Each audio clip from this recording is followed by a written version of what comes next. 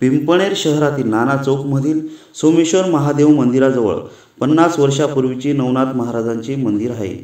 या मंदिराचे सन 2021 साली नवीन मंदिर उभारून यात 50 वर्षापूर्वीचे पाषाणाचे मच्छिंद्रनाथ, गोरक्षनाथ आणि मीननाथ अशी एकत्रित दुर्मिळ मूर्तीची प्राणप्रतिष्ठा करण्यात आली होती। ही मूर्ती शहरात पूर्वी राहणारे नामदेव शिरसाट नामक इसमाने 50 वर्षापूर्वी राजस्थानहून मागवल्याचे समजते। दिनांक 20 नोव्हेंबर रोजी रात्री काही भक्तांनी दर्शन घेऊन रात्री 12 वाजेला आपापल्या घरी गेले असता सकाळी दर्शनासाठी काही भाविक मंदिरात आले। त्यांना मंदिरात नवनाथ महाराजांची मूर्ती दिसून न आल्याने त्यांनी मंदिर परिसरातील भक्तजनांना ही माहिती दिली। भक्तजनांनी शहरात व परिसरात पूर्ण दिवस मूर्तीची शोधाशोध केली, मात्र सायंकाळी 7 वाजेपर्यंत मूर्ती मिळून आली नाही। ही मूर्ती एखाद्या माथेफिरू किंवा अंधश्रद्धेतून मंदिरातून अज्ञात चोरट्याने चोरून नेल्याचा अंदाज व्यक्त करण्यात येत आहे। मंदिरातून पाषाणाची मूर्ती चोरी गेल्याने शहरात एकच खळबळ उडाली आहे। याबाबत पिंपळनेर पोलीस ठाण्यात उशिरापर्यंत अज्ञात चोरट्याविरुद्ध गुन्हा नोंदण्याचे काम सुरू होते।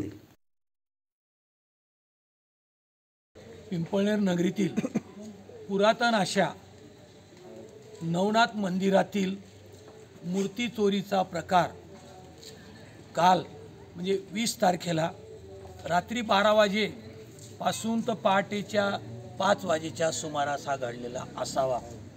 कारण 12 वाजेपर्यंत त्या मंदिरात लोकांची येण्याची दर्शनाची वेळ असते, तर पहाटेला सुद्धा त्या ठिकाणी येत असतात। परंतु कालच्या रात्री म्हणजे आजच्या गुरुवारच्या पहाटेपर्यंत हा एक मूर्ती चोरीचा अजब आणि अद्भुत असा हा एक प्रकार घडलेला आहे। मूर्तीची मूल्य ती पाषाणात जरी असली, तिचं मूल्य जरी नसेल, ती अमूल्य अशी आणि पुरातन 3 नवनाथांच्या बाबत कोणकोणते ते याबाबत मच्छिंद्रनाथ, गोरक्षनाथ आणि मीननाथ नावांच्या नवनाथांपैकी 3 नाथांची मूर्ती असून ती पुरातन काळातील होती आणि आत्ता 4 वर्षापूर्वी प्राणप्रतिष्ठा होऊन नवीन एका मंदिरात त्या ठिकाणी स्थापना झाली, मोठा कार्यक्रम झाला होता। परंतु या घटनेमुळं सर्व भाविकांची मनं दुखावलेली असून आम्ही संबंधित पोलीस खात्यांशी सुद्धा संपर्क साधला, त्यांनी सुद्धा शोध घेण्याचा प्रयत्न केला। सर्व भक्तजनांनी परिसरात जाऊन शोध घेतलेला आहे। अद्यापर्यंत शोध लागलेला नसून लोकांच्या भावना दुखावलेल्या आहेत, परंतु या ठिकाणी कुठलीही तोडफोड झालेली नाही किंवा वाईट उद्देशाने ही घटना घडलेलीच नाही, हे या ठिकाणी आपण स्पष्ट करूया।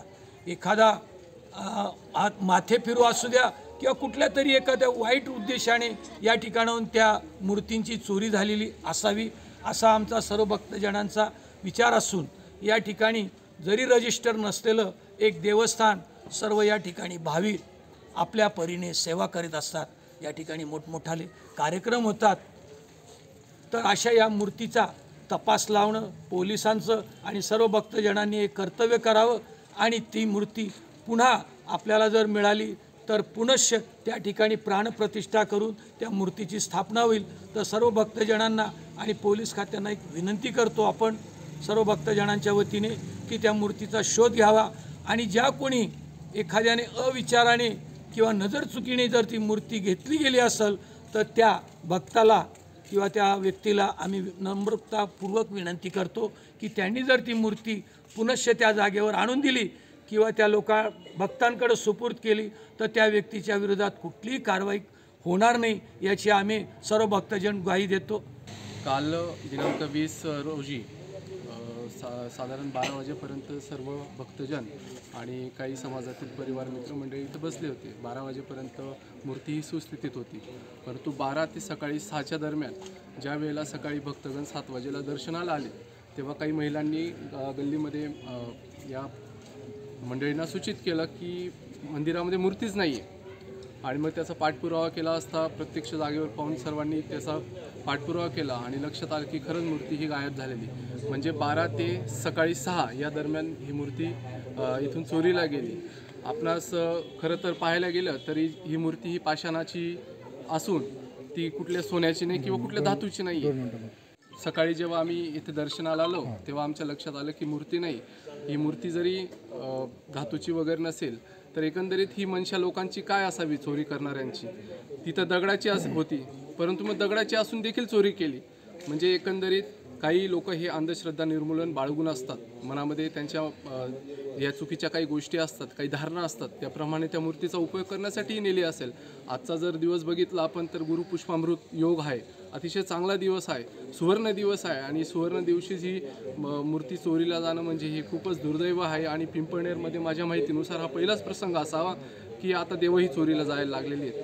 तर मी सर्व लोकांना एक विनंती करतो, सर्व भक्तांना आवाहन करतो की कोणाच्या नजरेस मूर्तीचा काही फोटो असतील आपल्यामार्फत, पत्रकार बांधवांच्या मार्फत हे लोकांपर्यंत हे फोटो किंवा त्यांची प्रतिमा पोचवा. आणि कोणाच्या लक्षात येत असेल की चोरीला गेली, की कुठं पाहिली, कुठं आढळली, तर कृपया सर्वांना विनंती आहे की त्यांनी ते आम्हाला कळवावे किंवा माननीय पोलीस स्टेशनला कळवावं, जेणेकरून ती मूर्ती सुस्थितीत येईल आणि पुनश्च प्राणप्रतिष्ठा करून आम्ही सर्व भक्त तिची सेवा करू. धन्यवाद.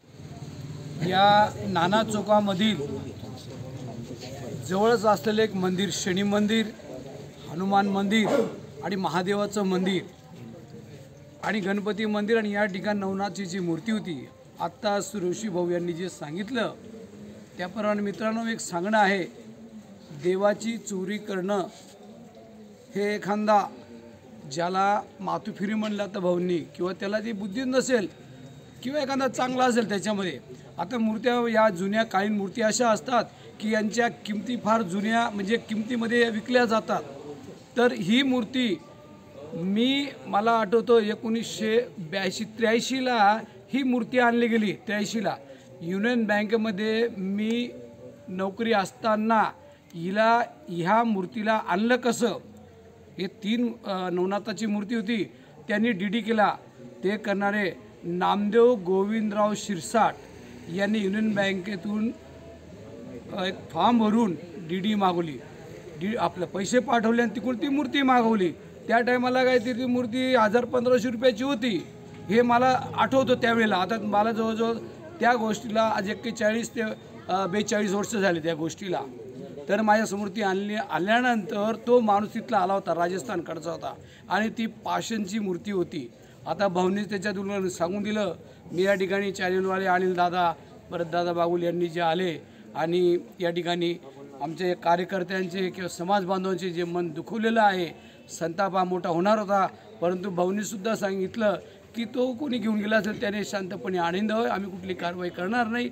असेच आम्ही त्या ज्याने घेतलं त्यालासुद्धा हात जोडून विनंती करणं, असं काही होऊ नये अशीच मी नम्र विनंती करतो.